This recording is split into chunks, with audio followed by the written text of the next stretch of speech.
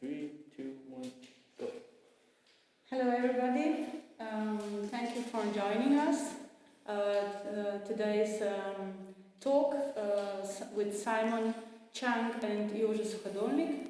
This talk should be live in the gallery, but unfortunately that's why we are also wearing these masks. The situation will be changed, so we will try to do this in a new way.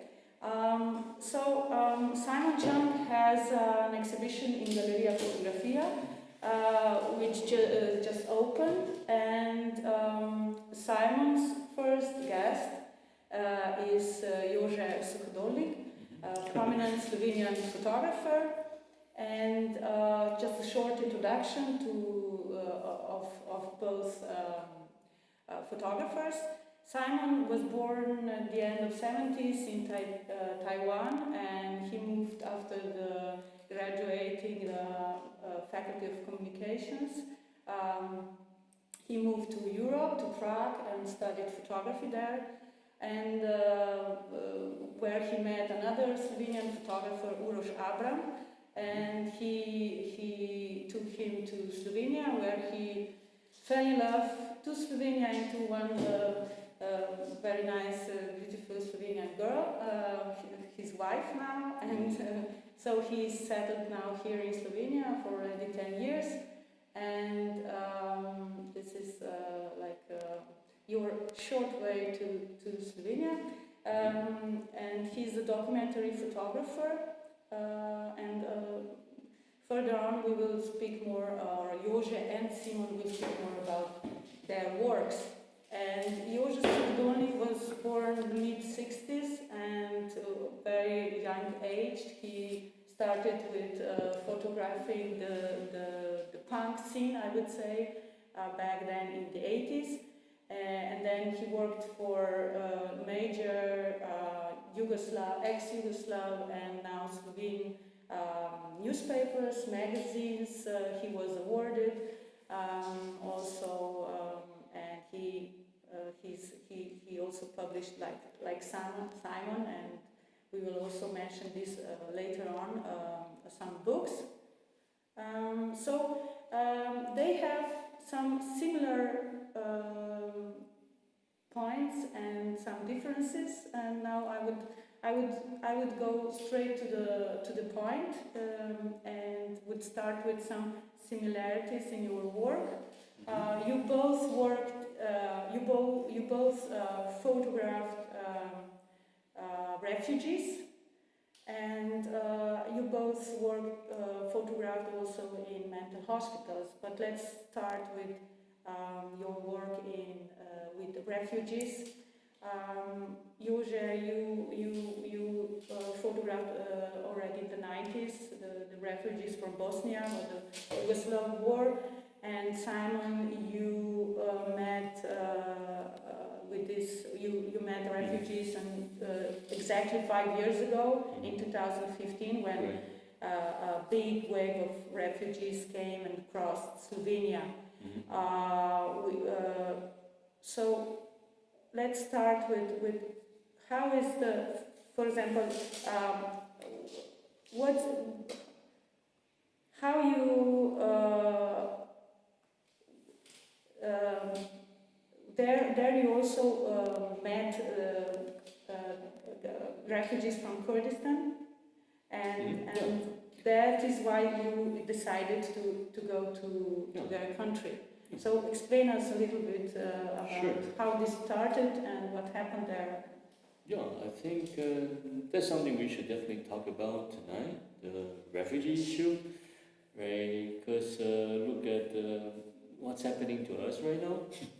You know, we are all refugees in one way or another during this pandemic thing. You know, we have to, for example, the news is maybe we cannot leave our obchina, leave your own city. We have to lock ourselves, to be safe, right? And for example, now we have this exhibition, this Shepherds and Slaughterhouse, and as Barbara mentioned at the beginning, I mean, the background of the story, of this story is like, I was at the borders, and with Austria, with Croatia, 2015, 2016. And the situation was really harsh, terrible, right? And, minnows outside, no food and no water. But somehow, just some part of the crowd in the end of the queue, and there are always so like a group of people, although the situation was really terrible. And they made some fire, and they were singing, they were dancing, they made their own songs, what happened to them in Greece and what happened to them like all the way through, like interesting people, positive people. And I said, oh, those people, they are special. And I came to talk to them, and they were Kurdish people, like from Iran, from Turkey, from Iraq, from Syria also. And then they left a really strong impression to me. It's like, those, happy people, positive people, right? And that's the moment I made this wish decision. Like I wanted to go to the place and to see, what made those people special, right? And again, back to this refugee issue, right? And really, for me, it's kind of mixed feeling, right? It's like now we're presenting the stories in the gallery, but the galleries, museums, they are closed.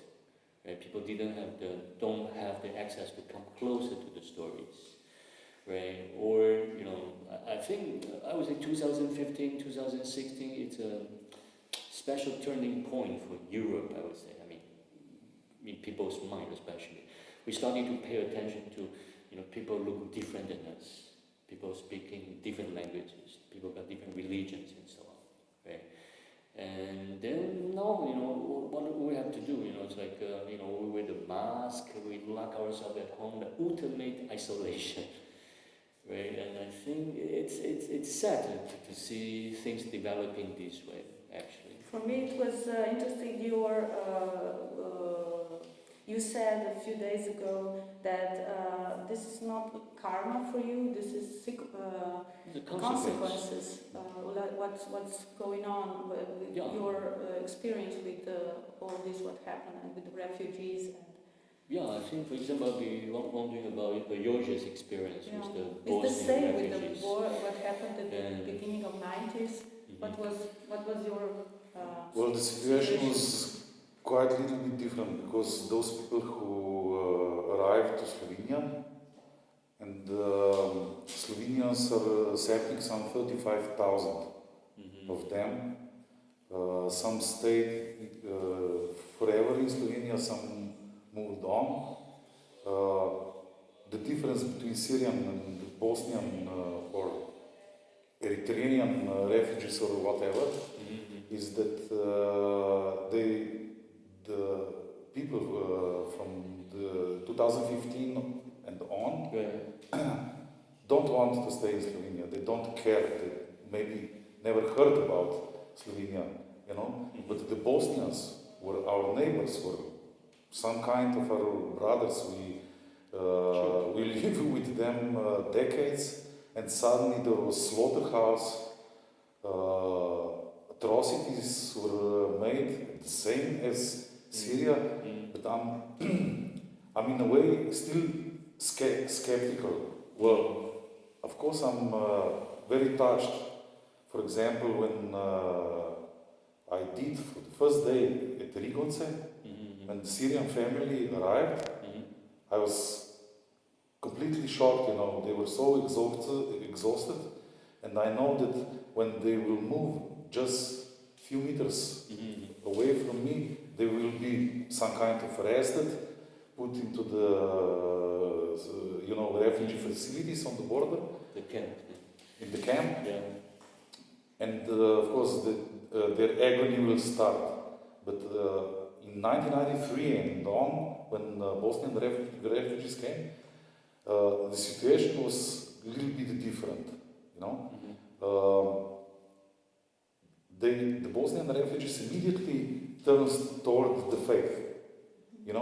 They were religious Muslims, but in the 90s in Slovenia they became hardcore Muslims. It was like bending even more than 5 times per day, eating halal and so on. But at the same time, I met Show some pictures. Yeah. I met guys from Sierra Leone, Trigonce, with completely new, I don't know, Nike shoes, completely new smartphones, waving with a bunch of money and asking where is the nearest restaurant they can eat. And at the same time, the Croatian ladies offering them sandwiches, tea. They were very, very polite, because those ladies at that part, I think they were very well aware what happened not so long ago at their territory. That might be a difference. Yeah. If I can add something, I mean, that's why, I mean, I'm a big fan of your pictures, like those ones we just saw, right? I think the quality is like, I mean, if you can have a look once again, right? It's like you don't see them like refugees. You saw them like real human beings in dealing with some difficult situation, right? And for me, I mean, I try to do something similar. If I can share mine from 2015, right? And this only, I mean, I try to do the same as well, right? Just maybe, I mean, because I came from Taiwan, right? I look different. I mean, I look more like refugees, right? And to be honest, I mean, so far I spent like 17 years in Europe, right? And back then, just 2015, 2016 at the border, that's the only moment I had problems, right? I went there with other Slovenian photographers, right? And I keep thinking, I mean, those guys, I mean, they didn't have a similar experience like I do. For example, when I was studying in Prague, I got to go to these foreign police stations, right? Few nights in a row to get a student visa, and few nights I have to sleep outside. So for me, like, I can relate myself to those refugees I met at the borders, right? And not to mention like other Slovenian photographers, they can just leave whenever they want, right? But every time I was on my way between the camps and the border, right? I mean, one night I got to deal with the policeman like, I don't know, 10 times at least. And that's what I wrote in the book also. In the end, if I'm going to meet another policeman come to check my document, ask me where I came from, you know, I would just tell them that I came from the earth, like you. Right? Yes, but you are looking suspicious anyway. I mean, what do you mean? You mean with the mask?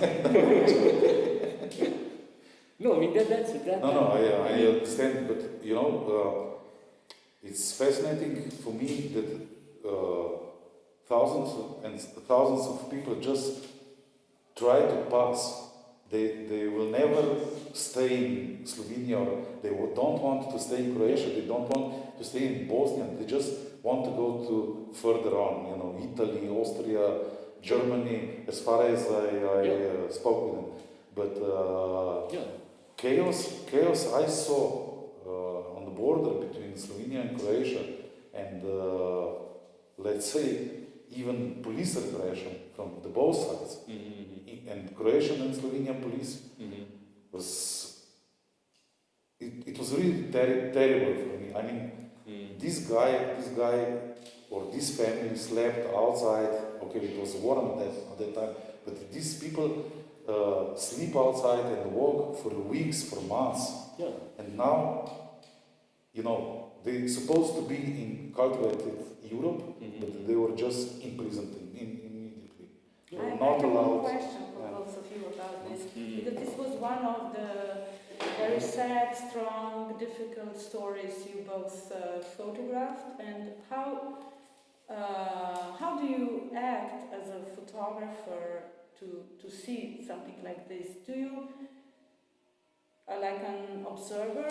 Do you act like an observer, or do you interfere?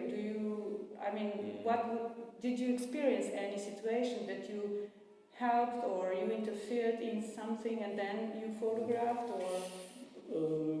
Good question. I would say when I was there, right, And the photographer was the last thing, the last row came to my mind, to be very honest with you. Me too. I'm like migrant myself as well.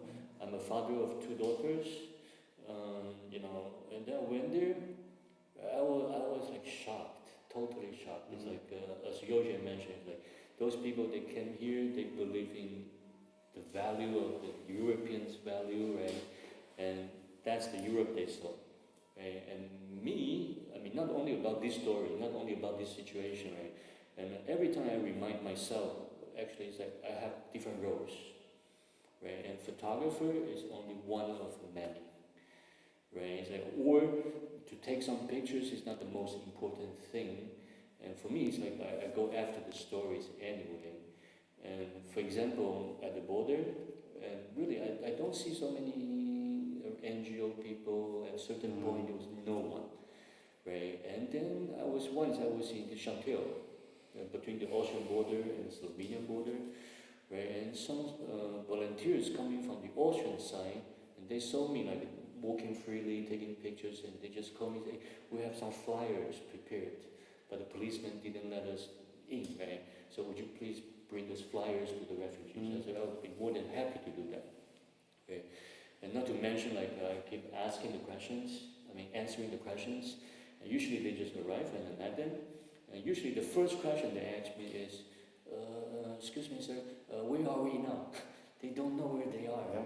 They just run as fast as possible, right? And anyway, I think maybe it's a bit weird to say that, but I'm always like thankful for me like being there, right? And I try to learn things from those people I met. For example, from time to time, I just think about those images. I photograph or I didn't, doesn't matter, right? So I keep asking myself, right? Is like, Simon, do you have the same courage if one day you have to leave tomorrow morning? You know, you got to put everything into a small, this rucksack, this backpack. You know, what are you going to do? You know, what are you going to deal with your family? You know, my wife and 2 little kids. Do you have this courage to, you know, just run with the whole families? I admire that courage. It's like, okay, they had no other options, right? And no, I was simply shocked, right? Or the very first day I came back to Ljubljana after 2 nights. We live in the city center, and then back then I was still smoking. I just lit a cigarette. I was like looking at the window in the city center, and I got really weird feelings like, how come like those people I met like a few hours ago at the border, they couldn't move freely? But now the people I saw in the Ljubljana city center, and they're like happily moving around. That's really weird for me. And also the difference is that you choose this as your personal project. You went there for some magazine or no? At the beginning, like, I published beginning, afterwards. yeah.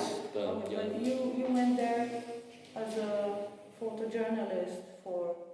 No, it was my. also, Actually, it was my personal project at the beginning. But when I printed pictures, I brought them to Mladina magazine, and they were absolutely shocked that things like that happened at that time. It was quite after the proclamation of independence in Slovenia. The war was raging in Bosnia, and it was quite shocking for me because the Mladina magazine at that time devoted 16 pages just for the pictures. It was the most, the biggest essay I ever published anywhere, you know, excluding the front page, because I did black and white, and Bojan Brecelj, who was with me, and later on the journalist Marieta, help me, I lost contact with her lately. But we did together, and Bojan did color pictures. I did black and white because I never shoot color till then. And we cooperated, and we agreed. We did editing of our pictures, talk with each other, but also we didn't even think about, I will earn that much money. Mm-hmm.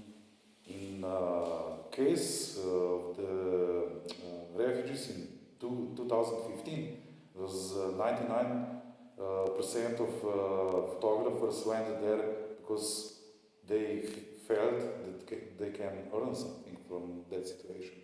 That's reality. I mean, you can never demand it. You know, I will not mention the name and the surname, but I know a certain guy who smuggled Syrian refugees from the Greece direct to Italy for free. You know, he's a journalist anyway, but he was doing that for free, not for the money. Every photographer earns something by shooting a picture of Syrian refugees. No, Yeah. Well, this is the question also for all photographers that they are documenting and photographing some wars and combats and I don't know this crisis. Well, we now started with some other theme. I think it's about this earning. I mean, for your life your job as photographer and also your passion as photographer, and this is somehow always it's combined. You know,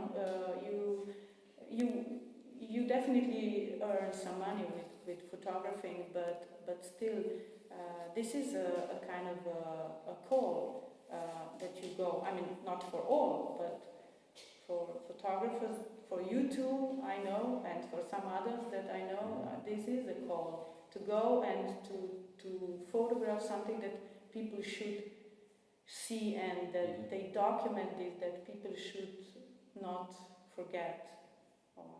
Excuse me, but I'm the generation who was privileged by that nevertheless you can publish that in a magazine or in the newspaper.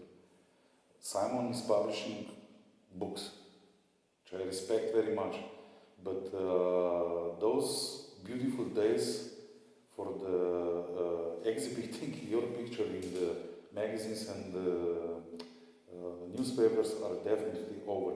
Nobody. Because of internet, or sorry? Because of internet? Not just because of the internet, but because the magazines and the newspapers are not willing and not interested anymore in stories like that. Or it's not bloody enough, or it's boring for them, not for you, of course. I understand. Let's say, for example, like my case, right? Like this time I went to Kurdistan. I mean, twice, 2 trips. Of course, I published the books, right? But I mean, I'm thankful again. So I got some grant from the Taiwanese government, Ministry of Culture for the books, for the trips, and you know what's interesting for me is like the aftermath. Because I think you will agree with me. It's like going to these places, right? It's very easy to photograph how different people are. Very easy. Every time you turn around, you see something very different anyway, right? I think for me, I try to set up like a higher standards. Like I'm looking for something we all have in common, right? And no matter like we look different skin color, different religion, different languages, whatsoever, right? And hopefully through my images, right, I want to share something we all have in common. And that's the same thing I saw from your portraits. As someone coming from Taiwan, right, they look all European to me, right? But that's the interesting part. It's like through those atmosphere or this aura you captured, right? You don't see like they're like stranger to me. I feel like they are my neighbors, and they are like in each frame and waiting for me to get to know them, as if I knew them for a long time. That kind of feeling. Yeah. There is one thing about this photographing wars and so on. I remember our colleague Diego Gomez. We were colleagues at Mladina too much years ago, and he was photographing in Vukovar 1 week. All these disasters that happened there during the war. And then the next week he had to go to Cannes, to film festival. And when he came back, he said to me, one week I was there in Vukovar with all these horrors, and then I was there next few days later on a red carpet in the middle of Cannes, and I was photographing, and in one moment I just stopped and I was thinking, what am I doing here? I mean, these are very strong emotions, and how do you manage to somehow to... Well, I was in Sarajevo during the siege 3 times. That time I decided that I will never work or taking pictures of war, never again. And I didn't, because it was just too much for my mind. And because I knew Futi, Alois Krivograd very well, who disappeared in Manjača prison. And Futi had serious problems with his mental health in the end. And I was scared, really scared that I can become the same one. So I just thought. Can I show some video? Sure. For example. And this is the one we were talking about before. One day you were shooting this, and it was in Ligonsinen. And that was totally shocked. It's like people running for their lives. They try to survive. And again, I mean, I was thankful. Like I was there and I witnessed the whole thing, and I know that's my responsibility. I got to pass this information to people outside, right? Or many of them, they asked me to do so as well. And if I can jump to another video, right? And then in 2 days, I got to quickly come back to Ljubljana because I promised my daughter, Sonia, there was this like a Lumpitek, this marathon for kids. And just like what Barbara just mentioned, I didn't know how to react. It's like a few hours ago, I saw people at the border, they couldn't move freely. Right? But here, like people running for fun, like a recreational and entertainment.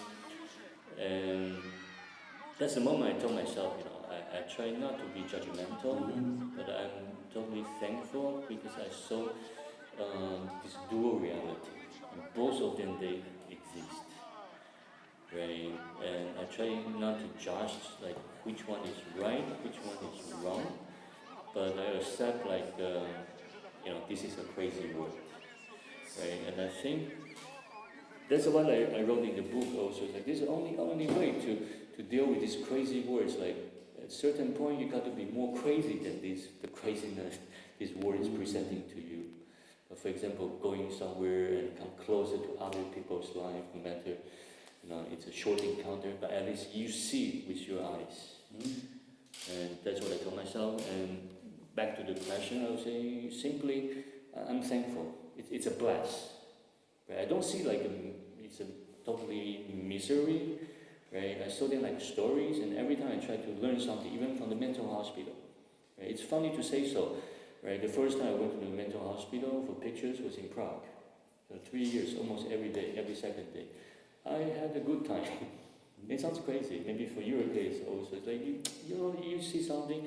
For example, I was jealous of those patients. Like, oh, you can dance whenever you want. You can cry whenever you want. And for us, like a normal people, we cannot. Yeah, but CUDV in Koroška, in Črna na Koroškem, is not mental hospital. Sure, yeah. It's actually mentally handicapped. Yeah. It's a place where the mentally handicapped learn how to live together, can work together. And I must say that I never met warmer people in my life as in this institution. Serious. Then you should go to Taiwan. Yeah. Yeah. No, I believe you. But they were really such, open persons. Ask me so much interesting things. It's completely another world. That's why, as you mentioned before, I learned from them so much. Yeah. So much not to despise them because they're different. Maybe they're ugly to someone, not for me, of course. But I spent there a few days, not in a row, and I had a really good time. Yeah, I can tell that. It's like, for me, the strongest thing for those images is like the relationship. Not only the relationship among them, but you can see the relationship between the people in the story and the photographer. And you know, in such a short time, the relationship it's real, it's sincere, and everything shows in the picture. Yeah. They're not afraid of me. They're curious, and I'm proud of that. So. Yeah. Yeah, but for example, I mean, if I can have another example. For example, this is another pavilion, number 2, in the same mental hospital in Prague. I didn't show this to you before. And that's the moment I was like searching for which pavilion to photograph to stay longer. They have like 35 different departments. And they showed me this pavilion number 2. It's for men. They have this dementia or even physical issues. And I went there for 1 week every day. But in the end, I decided not to, because I could not communicate with the people because their issues. And I can come very close, but they don't see me. Right? And me, I mean, if I only talk about my role as a photographer, there I can do everything. Yeah. But I feel bad. It's like that's a moment I feel like, okay, I'm only taking pictures. I mean, taking something away from them. You know what I mean? Not giving them back anything. Yeah. Because I tried, I couldn't. Right? And then I decided to quit, and then I went to this pavilion number 2 for the woman. And there we can talk normally, sort of. Right? So, for example, that's the place. Pavilion number 2. And that's a place in the end I ended up like nearly 3 years. And I miss them. Right? Do you agree, right? It's like this kind of story about people, right? Do you agree, like the most difficult part is like the time to say goodbye? Do you agree? What do you think? Yes, definitely. I mean, I was given so much from them, so I would like to give them back as much as possible to do. But it's hard to understand because the relationship was built between us was in some completely different sphere. For example, what we are talking about, I don't know, well, my soup was not so good today, or I feel so bad because I didn't sleep well, and so on and so on. They don't want, I mean, they don't talk about that at all. They are talking about themselves, what they are feeling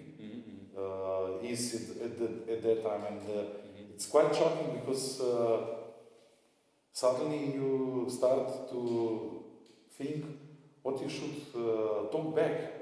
And it's very difficult because their brains are working completely different at that time than yours. Sure. And it's Yeah. at the start it's very huge gap, but after I don't know, few hours or maybe a few minutes, they come closer to you than any of your friends you know. Yeah. Till that time, they're very, very open. Suddenly they're very open and they talk with you about anything, you know. And how do you prepare for all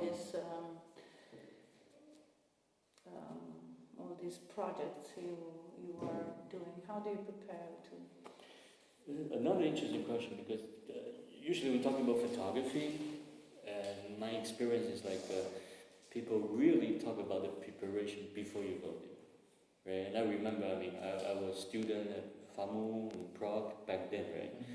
And I think I made the big mistake is like, I mean, for example, the first 3 months I didn't take so many pictures, right? I tried to sort out my thoughts, my feelings. It was kind of tough.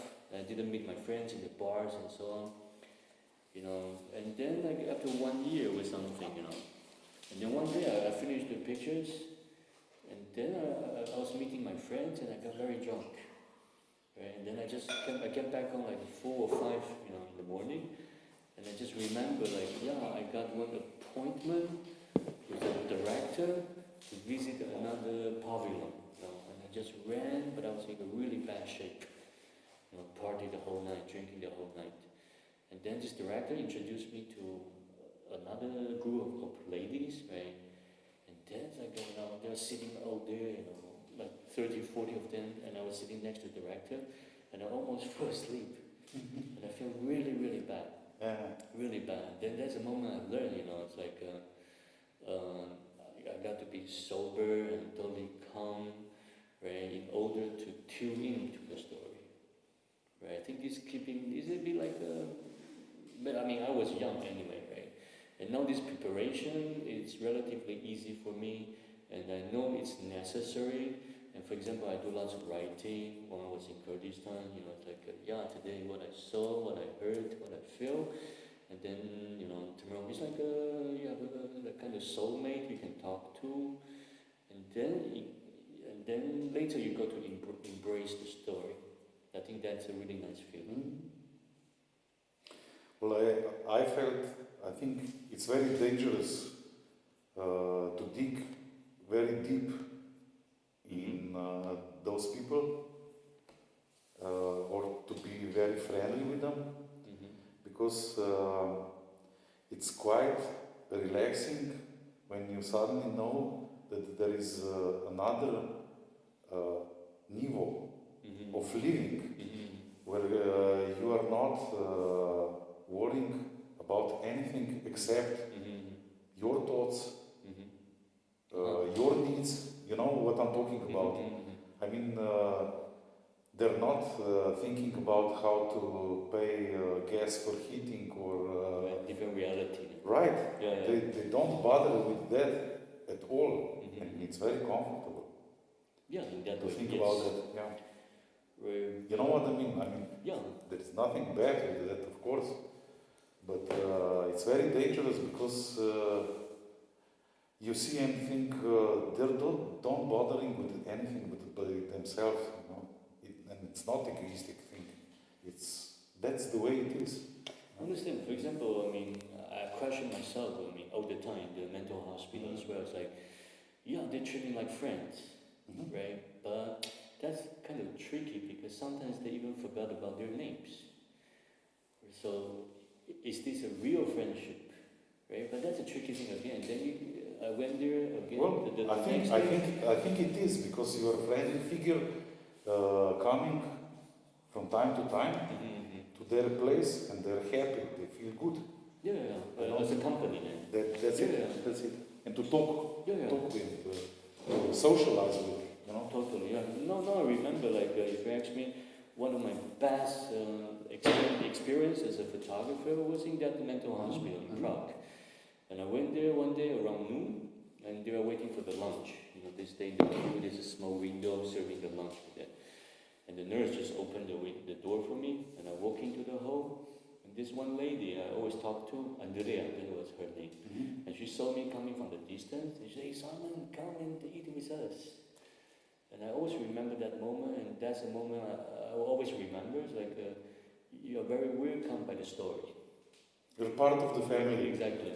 I was like, wow, that's a beautiful experience. Yeah, right. And I always try to repeat that experience from different places then. So do you have any questions from the viewers? We talk to us. No. Do you any, for example, when you are coming back to the same place, photographing like you did with Ravenski Pustovi and other this kind of themes, do you ever make photos of previous photo sessions and then you bring them to what is the reaction of people when you show them what you did before, and what do you have any stories around this? Oh, they were very happy. For example, cheesemakers in Zatolmin, they hanged those pictures. That place they have,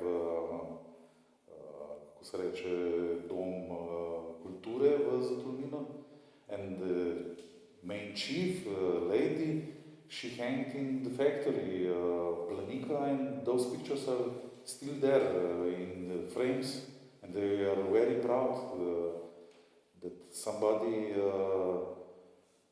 paid visit to them. But I was quite honored that they accepted me, because they're a special kind of people, very rough in the beginning, very, very rough. And they, of course, they speak their native language, which is very hard to understand.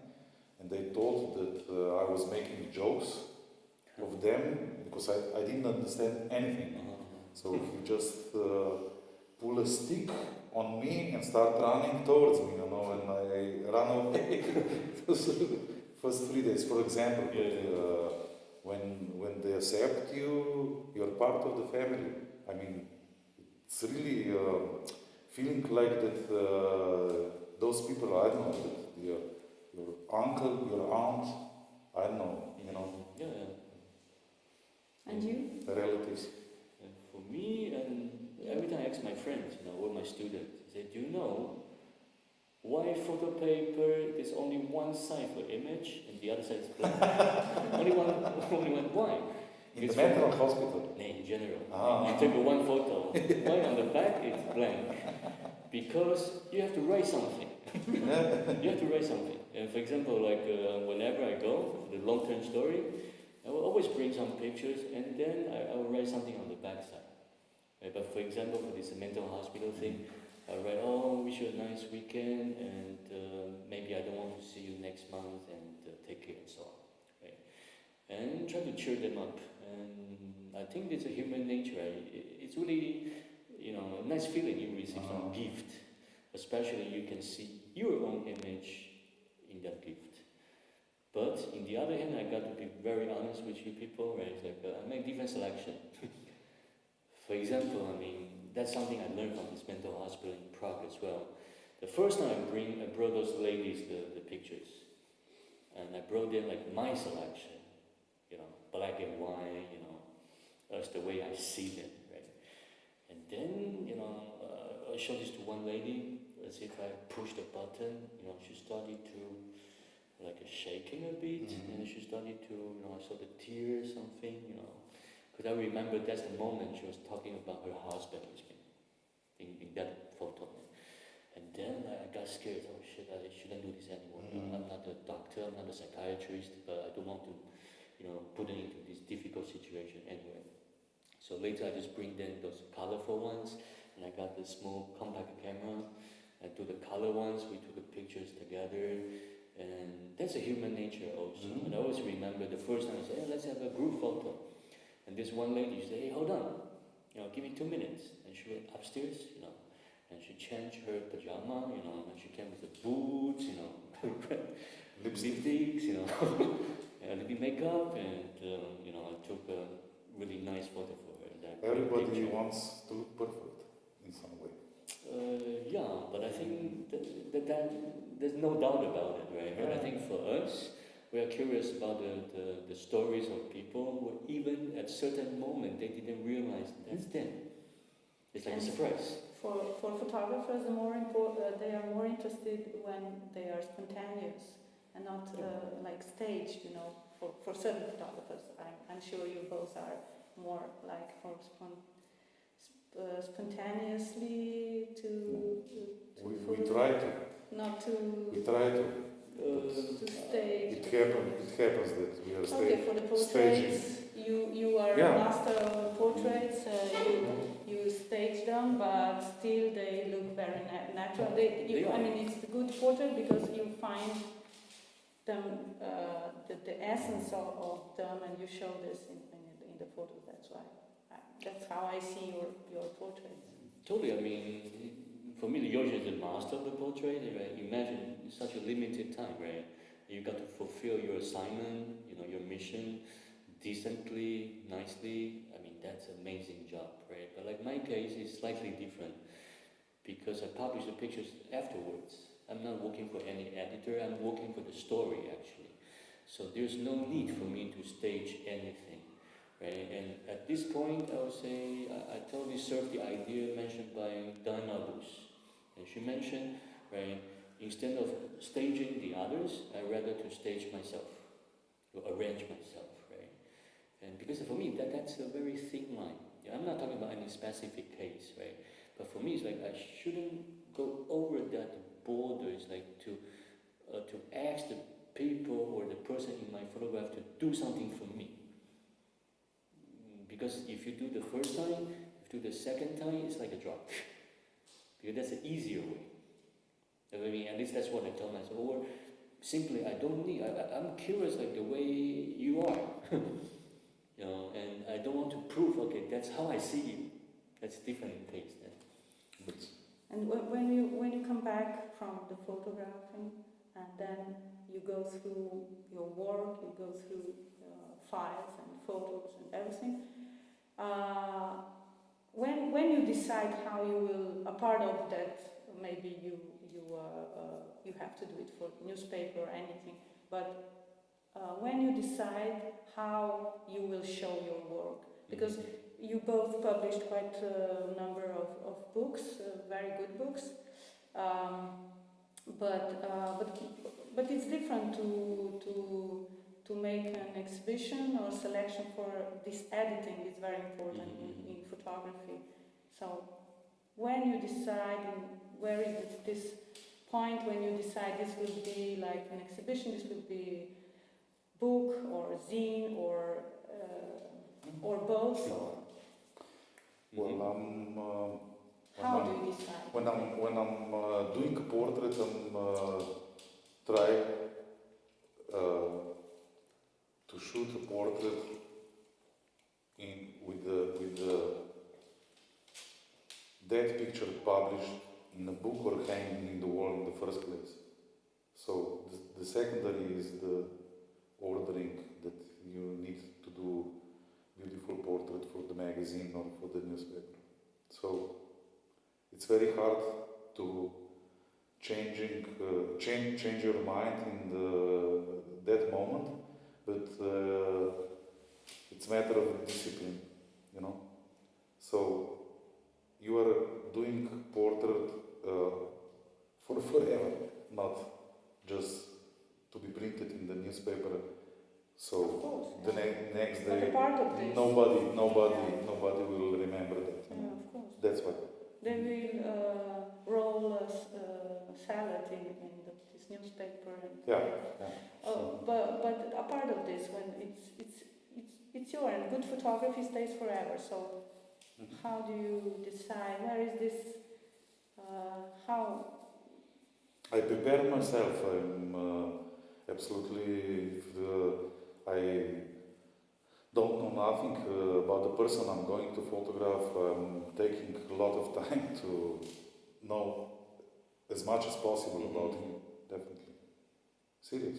I mean, or he's writer, or he's model, or he's peasant, or he's pastier. Then doesn't matter for me. For example, Jakub Brda is not just that he's famous and very good sculptor. He's a very interesting person, but it's very little written about him. So you need to go to coffee with him. This one? Yeah. You need to go to coffee with him. More than once per week. And he's beautiful person. He's so funny. I mean, he's the funniest person probably I ever met. Really. You can see, I mean, directly from the picture. Yeah. I mean, you photograph even more. I mean, I mean, it's hard to work with you as a writer. Many things have been said in the photo. It's very interesting. What he once explaining to me that the ugliest people are on the city bus number 3. No, number 3. We are live. Too super sorry, but he told it. And the most beautiful people are on the bus number 20. Fujine. And I said, what he means? And he said that really, that he had problems sometimes because he was staring at the people so long, it was annoying. And those people came to him and told him, start to staring at me, you dirty old bastards. Interesting. But he's studying faces very much, and it's very visible on his sculptures. Let's get back a little bit to your books. When you decided to print a book, to make a book, how do you, for example, for Punk, your book, Jože, this is Punk 2, but Punk 1 was published by Akino Books in United Kingdom. It's just we talked with Valentina Benavoli and Alex Buchetto through the Facebook. We never met in our life. We just talk everything about those books through the messenger, and they printed it and they sold it out. So they did the editing of the... Not for the second edition, but for the second edition I did. For the first edition they did. You were satisfied with this first? Yes, of course, but there are just 40 photos. In the second edition are 140, pardon. Yeah. It's 100 photos more. And there is another book of yours, it's album, Neue Slowenische Kunst. It's a bit bigger and was published by Galeria Jakopic. Yes. Gallery. But it's my longest project in my life. Yeah. It took me 30 years to finish it. You showed it in Galeria Philadelphia too, many years ago. Sorry? You showed a part of this in Galeria Philadelphia too, many years ago, 2004. Original handmade prints. Yes. Not the digital ones. Yes, and you, Simon, you have here each period of your time, one book. You are young, but you already have only some 6 books. now. Yeah, so this one, 6 years in Bohemia, is your... There's a second one from my life in Prague. Right? And that's the interesting thing, right? It's like somehow, I think, if you're like some photographer or movie maker, you got to go to his or her very first work. This is my second one, but it's like it should be in one book, but we don't want to make it too fat, so we make one book into 2. This is kind of the first one, right, in that sense. And this is the most recent one, right? And they are similar. I love this kind of format, right? This kind of feeling, this kind of paper, right? Like this one from the refugees. You have the same publisher, right, for this? Yeah, in Taiwan, the same one. The same one. You are a big star in Taiwan, right? No, in Thailand.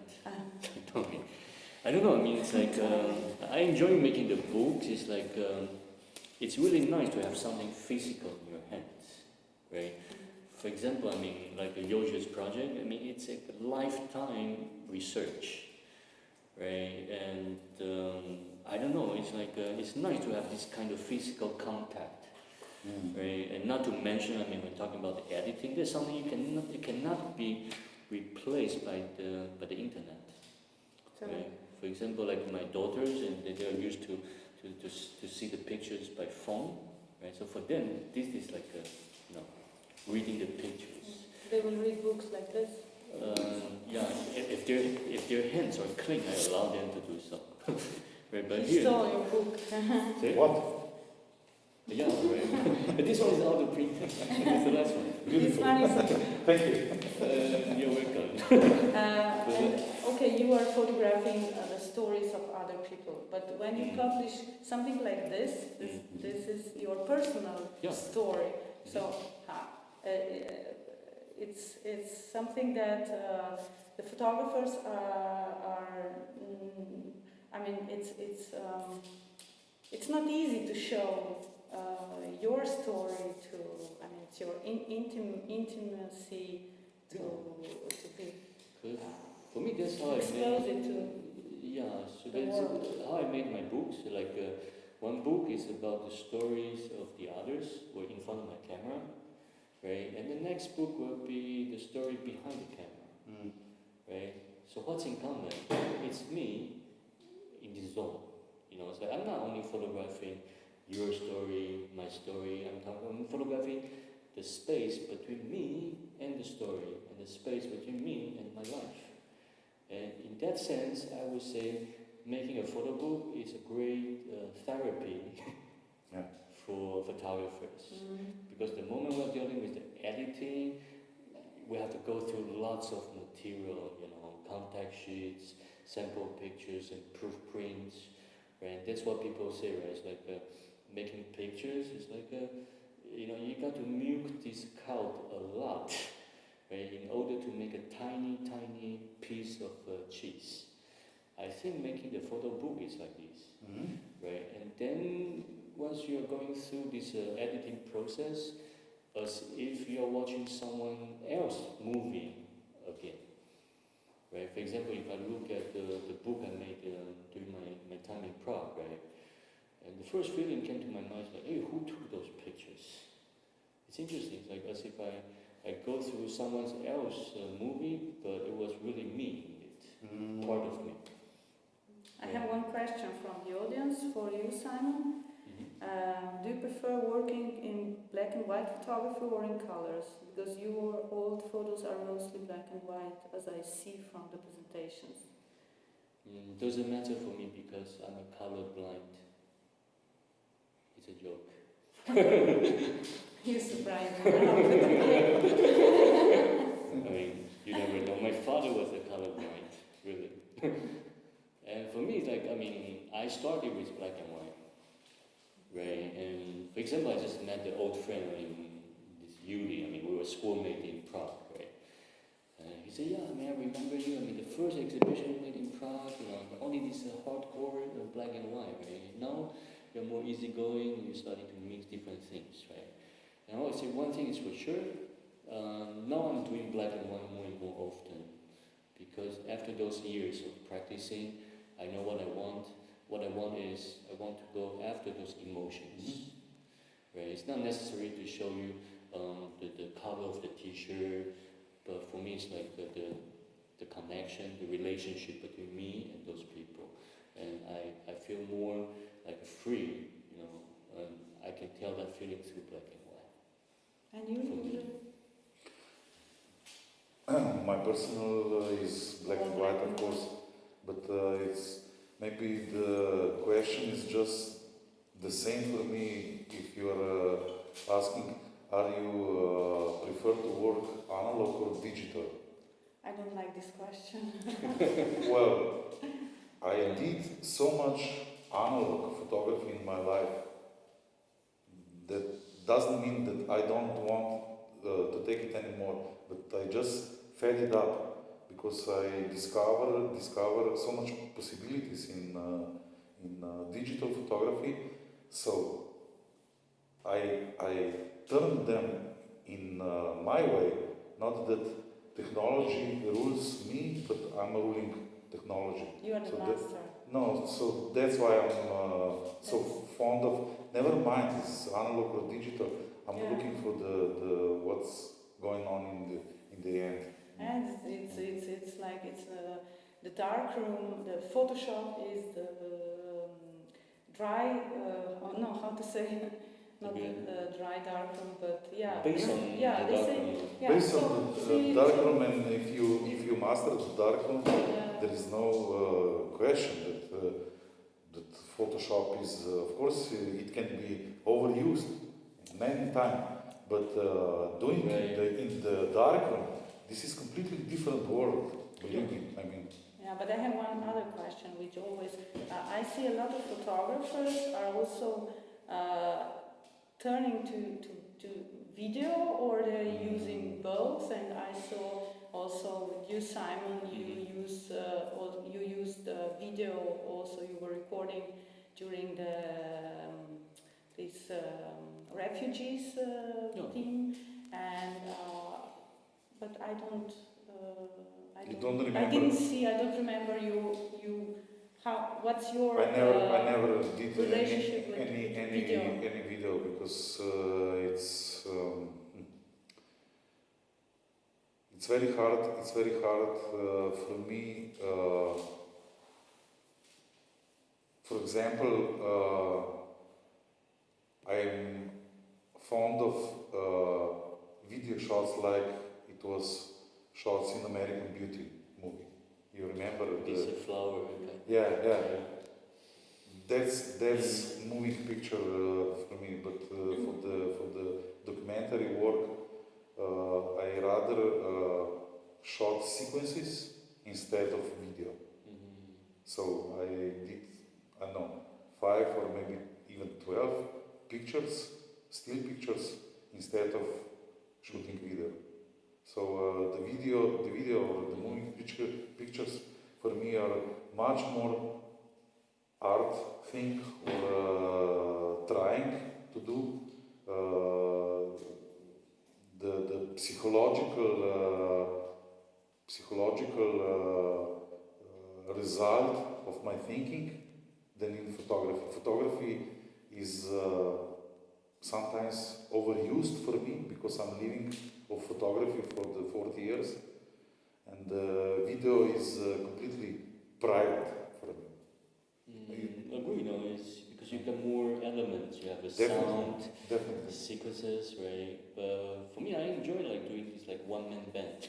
You saw those street artists, right? Like playing the guitar with harmonica and the drums and whatever, right? But for me, it's like I enjoy it. I even mix my photography and movie images, right? And because sometimes I want to tell you the story through the soundtrack as well, or the sound I heard. For example, here I cannot show you the sound from the Slaughterhouse, right, which I really want to include in the message somehow. I'm still working on the video, right?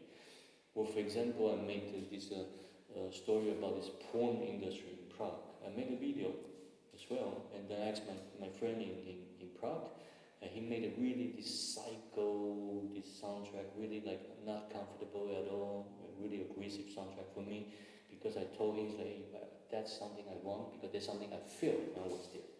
This kind of tension, right? And but for me, it's so different media that I have a feeling that I will fail nor to taking or doing good pictures. Or shooting some interesting or quite. Sure. One thing is for sure, you agree as well. Like we can easily take pictures by ourselves. I mean, me, right? But if you want to make a decent video, moving images, you need a good team, right? I mean, for those videos I made, it's like I made everything by myself, right? Or what I wanted to say was, I mean, the other day I just watched this short clip by this Hungarian director, this Bellator. Right? It's like a short clip, like 4-6 minutes. It's like one shot, those homeless people waiting for something. I don't know if you saw it. It's like really simple, like the camera movement. You see all those faces, different faces from those homeless people waiting for this monthly payment. I was like, wow, this clip I can watch it again and again. There are like thousands of pictures in these 5 minutes. And that was quite touching, and I'm not so sure if they're presented with a still photography, would it be, also powerful. Or another thing, continue to this topic, I think nowadays, depends on the camera you use, right? And for example, I heard from my friend, it's like the latest camera, right? You press the button, 1 second you can have 24 frames. That's crazy for me. That means you are making movie images. 1 second for 24 frames. But for me, that's way too much, because imagine, right? It's like now I ask you to blink your eyes. How many times you can blink per second? Yes, but it's too much. For the news photographer is this beautiful thing, because you can shoot 4K video and decide which frame is okay for you and printed it in newspaper or in magazine. I did it several times and Sure. the result was quite okay. Yeah, I mean for this professional use, right? So you can do just it. shoot the video in the end. Exactly. And you capture We the have frame. 2 questions now from Sure. the audience. One is question for both. So far, the year 2020 has been quite strange to say, at least. Has your view on photography or attitude maybe changed in this time since the beginning of epidemic? Yes. No, so just How? No people on the streets, so I don't know what to shoot anymore. So. yeah, and plus, I mean, we're longing for these emotions written on the face, right? And now everybody got covered by the mask, right? Yeah. For example, So this is also very strange because it's changing. I mean, we have to wear masks Yeah, when we yeah. are talking. Another question: what is your reaction if the viewer doesn't connect to the story in the book, or even does not understand it? What is your reaction? Are you trying to explain the story to the viewer when making the book? Do you have your audience in mind? Could you describe a practical case of, let's say, the difference if the audience will be Slovenian or British or Chinese? How do you face these issues? Practical story if possible. Thank you, guys. very interesting question. I think I know this person. You know who is? Who is this person? Sure. Okay. I will go ahead. No, I would say, first of all, the moment I was working on the story, I never ever thought, okay, I'm going to make an exhibition, I'm going to make a book, whatsoever. Right? I never thought about that. Until a certain moment, I said, yeah, it's kind of mature, right? And I want to share this with the others. And for me personally, like this exhibition, every time I mention this as a guided tour, me as the author, and I finished my job like 50%. This is my job, right? And you as a viewer, you got to contribute the other 50%. Right? If I have 10 visitors in the gallery, right? In the end we talk, we discuss, and in the end I got like 10 visitors, I got 11 different feedback. That make my day. Right? It's like plus my photography or books, it's not like I'm telling you, oh, this is a blah blah blah blah. This is like I'm asking you questions. This is the Kurdistan I met. You know, how do you feel? What did you see? Right? It's like I'm curious about your questions. Plus, I don't believe I'm making those books or exhibition only for cool people who understand me. You know, it's like it's for everyone. Right? And yeah, I'm looking for something, you know, to surprise me even. It's like the poet would explain his poem, no? It's the same. He wrote it and now that's what people say, right? If you want to make a poet angry, just ask him or her to explain his poetry. That's what people say. What do you think, Jože? The same, because my top goal is book. Definitely not exhibition. Okay, exhibition is nice, but exhibition is pictures hanging in some forum or another, but book stays. So we have maybe we're not happy to have someone like Christian Kajol living in Slovenia or working in Slovenia. Sorry, he's living in France, but he's God for me. I mean, there are several hundred books he did, and no one is bad. No one is bad. I mean, how the serial or story is going from the beginning to the end is perfect. It's 100%.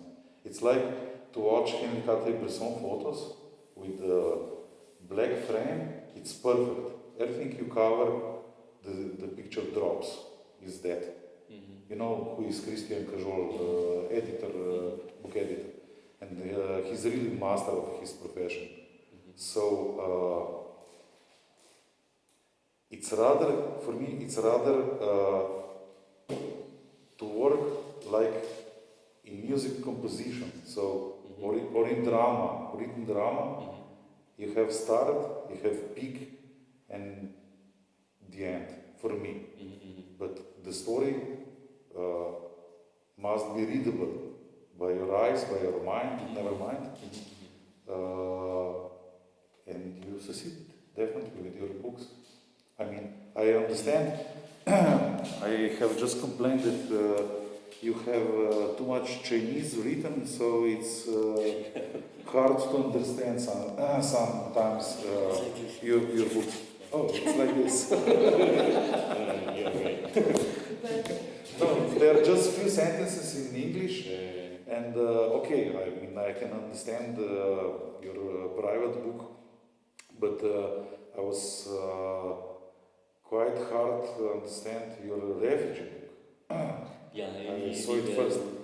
You need the text. I understand the pictures, but I think that the text in your books is very important. So that's why. Right. So you have now Google Translate. You can. No. I think I will start to study Chinese. Okay. Great. One more question about this editing. Sure. Yeah. This is somehow connected to this question about analog and digital. Mm-hmm. Just in this part, I'm interested in your point of view.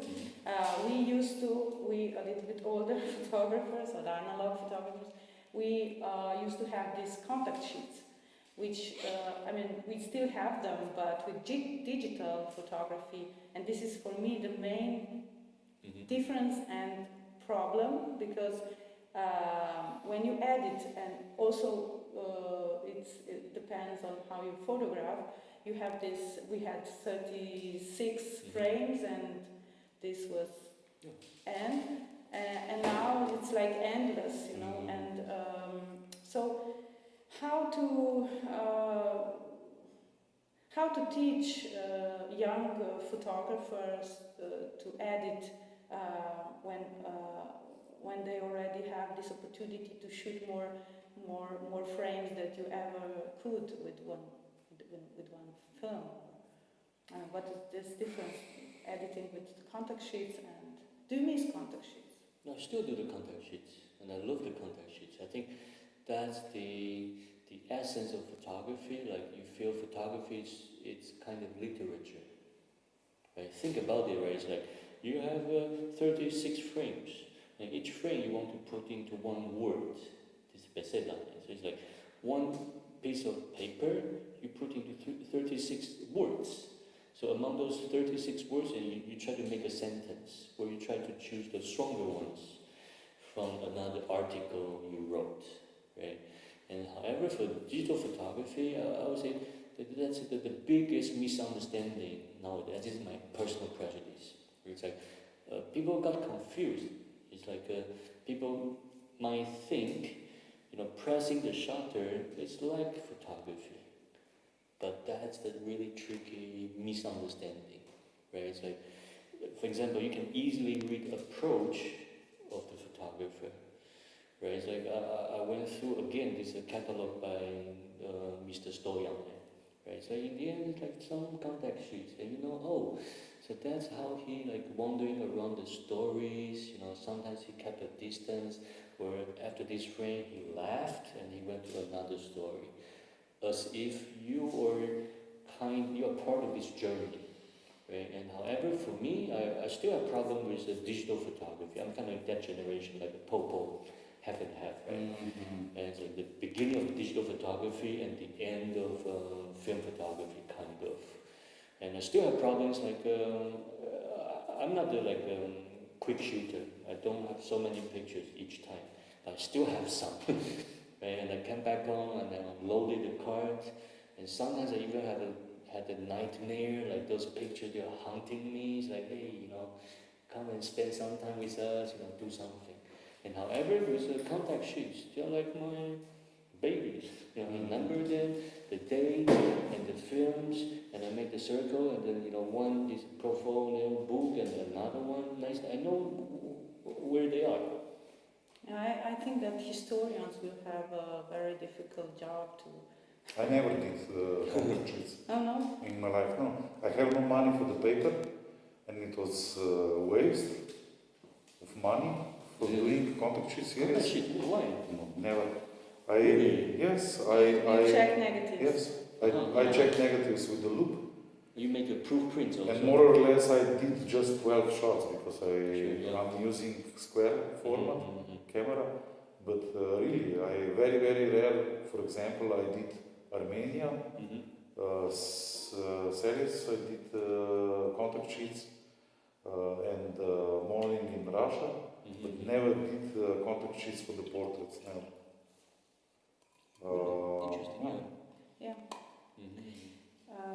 There's We were one not- question which maybe we already talked at some point about this, but anyway, I do not know, this is the question, I do not know if this question has already arrived, but what do the authors think? What is more successful in addressing society crucial questions, migration, war, etc., exhibition or book? I mean, what is more powerful when you want to change the ways the society act? Go to protest. But But from the unfortunately, side of photography. publish your pictures on Facebook. It's very tricky. It's very tricky. Yeah, what I'm telling you, but I sold much more picture physically through Facebook than in every gallery representing me in my life. But this is a little bit different question. But the book. When you want to change the way the society acts. I don't want to change the society. It's not my goal. Sorry. You Never- are never kind of been. described. Never been. Yeah, well, my point is slightly different, right? Like personally, I don't like the prejudice. I don't like people just putting on the tags to the mental patients or allow me to say Muslims, minority, and so on, right? That's why I fall into these kind of stories. Plus, my experience with those people, they were fantastic, right? But my personal experience, like the exhibition I made in Taiwan, the book published I made in Taiwan, or even exhibition here this time, and one thing I truly enjoy is talking to the visitors, talking to the people who read my books, especially in the gallery, right? It's like, through this kind of personal contact, the conversation, right? And they get more information from me. But it's very narrow circle. It's okay if I talk to 1 people, 10 people, and then they go home and they That's why I'm talking to you. You can sell 5,000 copies of your book, and it's a success definitely. With the specific books like you are doing, for example. Right. But in Slovenia, if you are sold 50 books as a photo author, it's huge success. Yeah, the smaller scale. But I say, that's what I totally believe what this Plachnik he said. This a great Plachnik, right? Anya, my wife, and she studied architecture. And she told me one thing I always remember. It's like Plachnik once mentioned to his students, it's like, hey, actually no one can teach you architecture. Right? As a teacher, as a mentor, and he or she should spread something like a virus to the students. Right? And for the first sight and at the very beginning, you didn't feel anything. Right? Maybe later, you say goodbye, right? And then this virus is starting to work, inside of that student, right? About his or her own vision or the way he or she treating his own work, and that's a success. Right? If you ask me, I'm spreading kind of virus, or you're doing this through the portrait also. It's like something more human. Right, something more universal. It's like a kind of hidden value through the images. I think the viewers, they sense that. And they didn't know what's that for the first sight. But maybe later on, when something happened to them, when they saw something similar, boom, and this virus like starting to work. I think that's, the dream situation we're all longing for. And one question more, maybe the last of the one more. What's your suggestion to the young photographers? Do something else. No, I'm joking. I'm joking.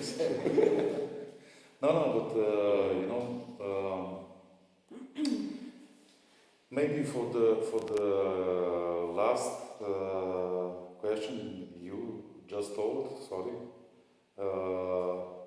Robert Frank, one of the greatest authors of the all times, he never wants to talk about photography or want to talk about him. Why? I mean, if he is representing his work and you are liking his work, I mean, that's the goal. Sure, it's blessed, yeah. But the problem is that wider audience cannot read the photography. No?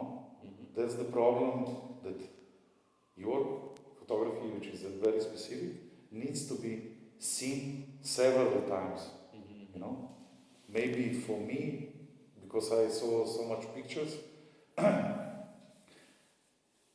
your body of work was very interesting in the beginning, in the split of second. And then I start to study your work. I mean, that's the goal or point for the, I don't know, exhibiting photographer or photographer who is printing books. But talk about young photographers. What would you suggest? How they, or maybe we put another question like this: what should good photographer have, or how he should or she should? I can share my experience with teaching at Beast, right? This Visoka Shola, and there's so many talented young photographers, right? But somehow I saw the really like impressive ones is like that they are not working as a photographer. You know, for example, they are working in the shop during the day. They earn their money from something else, and whenever they have time, they do their photography sincerely. Right. On the other hand, like, over there, I still see like many young professional photographers. But exactly. You might agree with me. It's always tricky. No. Do something. I totally agree.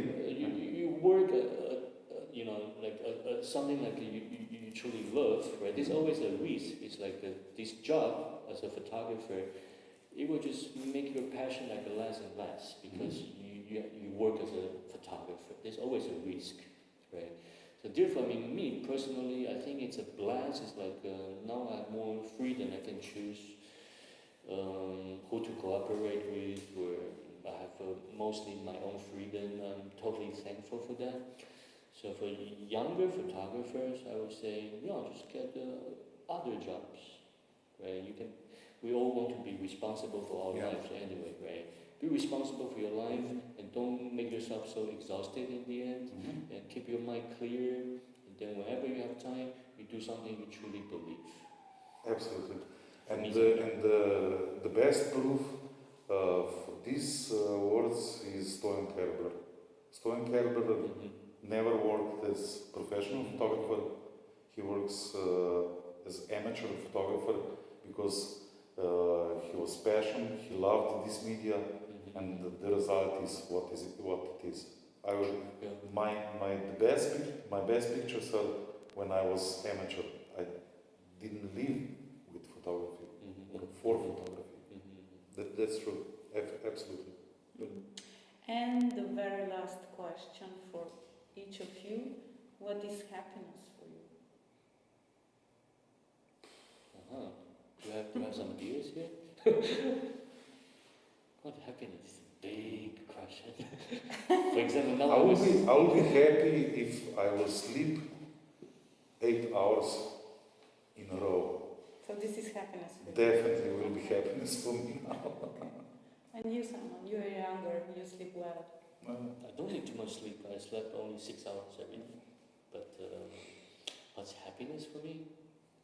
No, I would say, I think now we need, in this turbulent time, I think we need peace. And whenever I feel peace, I'm happy. Yeah, that's a very easy, it sounds very easy, but it's really hard to achieve at this very moment. There is no place for happiness, unfortunately, anymore. That's a sad ending. Yeah, this is sad ending. Cut once again. Can you say a little The bit happiness more would be optimistic? more optimistic. Happy for me would be, we finish this lockdown time soon, and then we'd like to see you people come and join us to the gallery. We have lots of stories, and the interesting friends will be around. That's happiness for me. Great. Thank you all, and thank you Simon and Thank you, Jože, Jože. and see you again next in 10 days or something we have in the next talk and next Simon's guest. Follow us at Facebook, and I hope you will be able to visit us soon at Levstikov Trg 7 Ljubljana. Yeah, Ciao, ciao. let's all take care.